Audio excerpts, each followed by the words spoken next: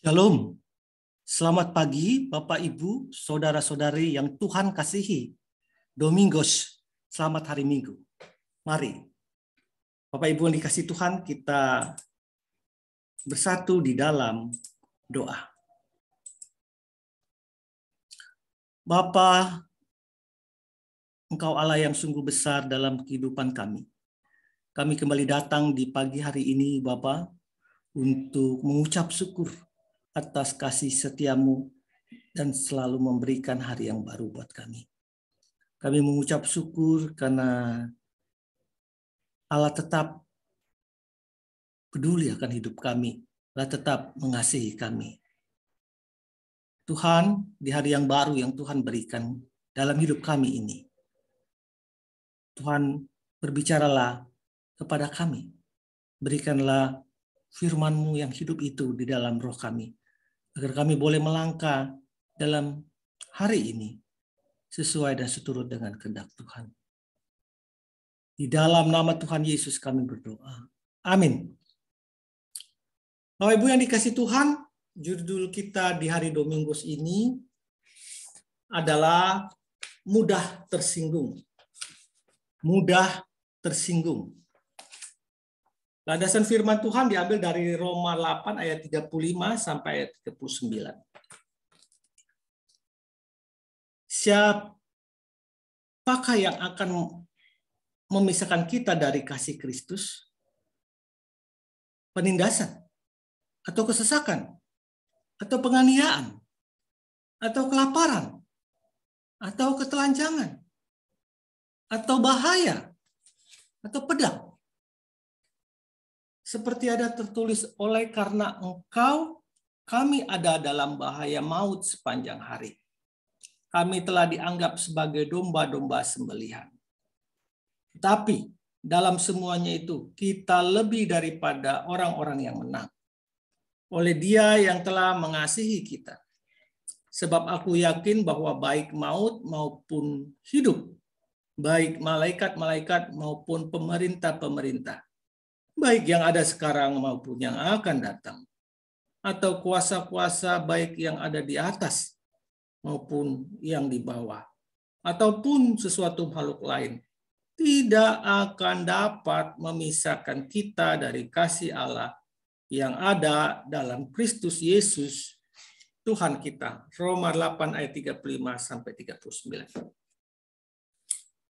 Bapak Ibu dikasihi Tuhan, di dalam melayani Tuhan dalam organisasi gereja pelayanan, tentunya kita aktivis gereja mempunyai motivasi melayani yang tidak selalu sama. Ada yang tulus untuk melayani benar-benar kepada Tuhan, mengucap syukur atas berkat yang dia rasakan dan dia salurkan melalui pelayanannya salah satunya. Tetapi ada juga orang yang melayani Tuhan hanya untuk nama dia, hanya untuk egoisitas dia.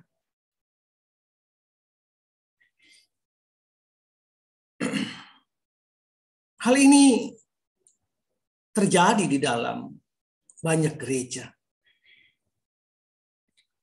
Mulai dari penetua yang ribut dengan aktivis atau pengurus gereja. Sehingga berdampak aktivis itu keluar dari pelayanan. Ribut di antara departemen yang satu dengan departemen yang lain dalam pelayanan gereja. Bahkan ribut antara pendeta dengan jemaat, penetua dengan jemaat.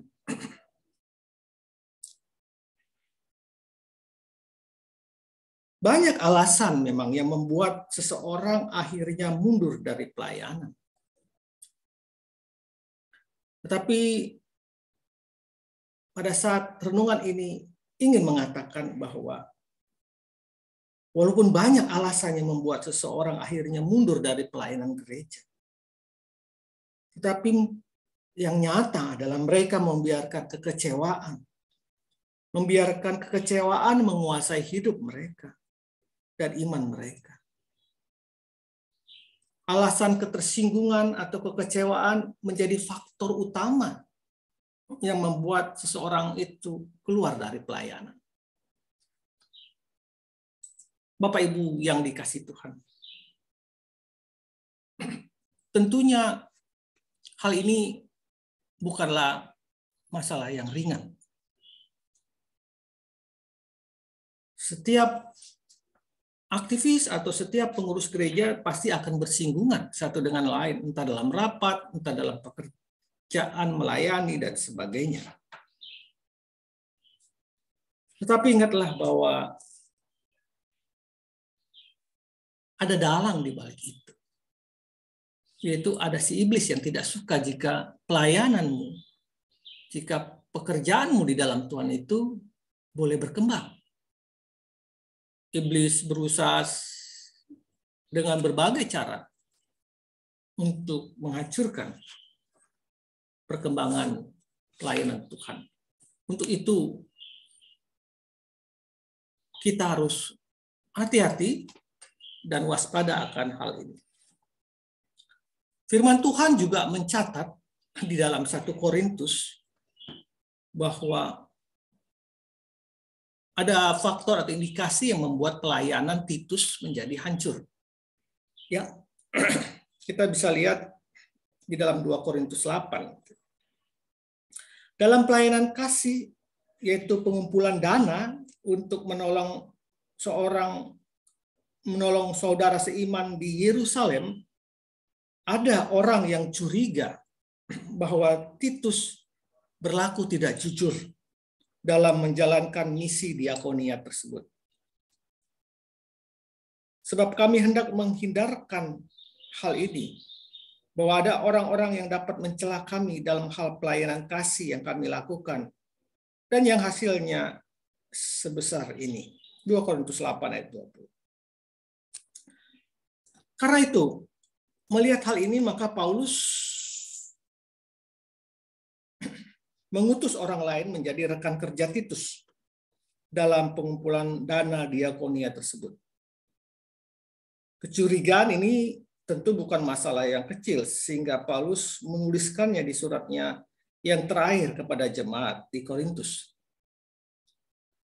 Harga diri dan kredibilitas Titus dipertaruhkan ketika ia melakukan pelayanan diakonia yang syarat dengan materi tersebut. Memang uang adalah masalah yang sangat sensitif, terutama dalam pelayanan. Sebagai manusia, Titus bisa saja kecewa atas tuduhan yang dilemparkan kepadanya. Tetapi dia tidak membiarkan dirinya diperhamba oleh rasa kecewa yang sangat manusiawi itu. Titus tetap bergerak maju, melayani Tuhan lewat berbagai hal yang bisa dilakukannya. Firman Tuhan tadi, apakah yang bisa memisahkan kita dari kasih Kristus? Di Roma 8 ayat 35-39 tadi. Apakah yang bisa memisahkan kita dari Kristus? Seharusnya tidak ada. Waktu kita memutuskan menjadi murid Kristus, waktu kita memutuskan untuk masuk ke dalam pelayanan Kristus, maka kita juga seharusnya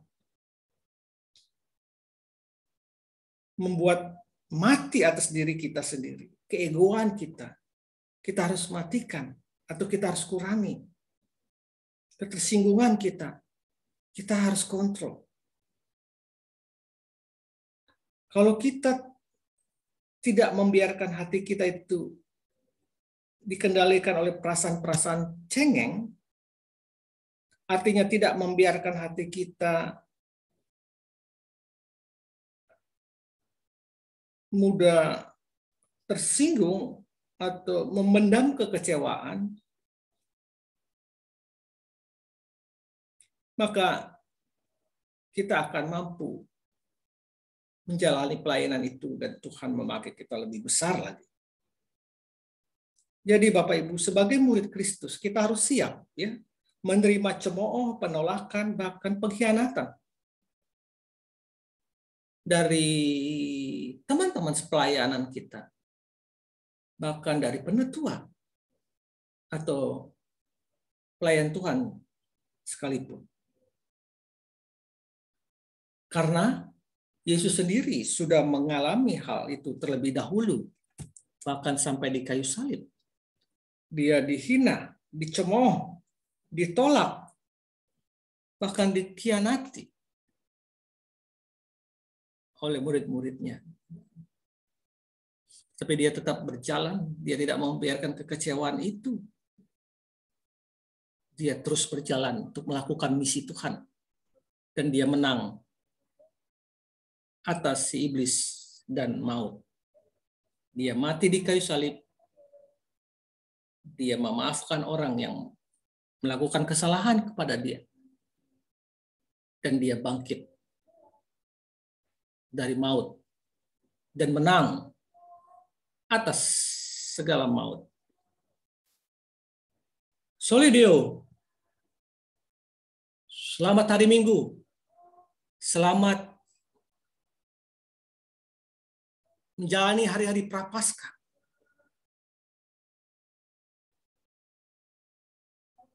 Keteguhan komitmen Kristus untuk tetap tergantung di kayu salib dan mati seharusnya dimiliki orang dalam komitmen melayani Tuhannya dengan ketulusan hatinya. Jangan mudah kecewa. Tuhan menguatkanmu dan Tuhan memberikan kekuatan bagi dirimu.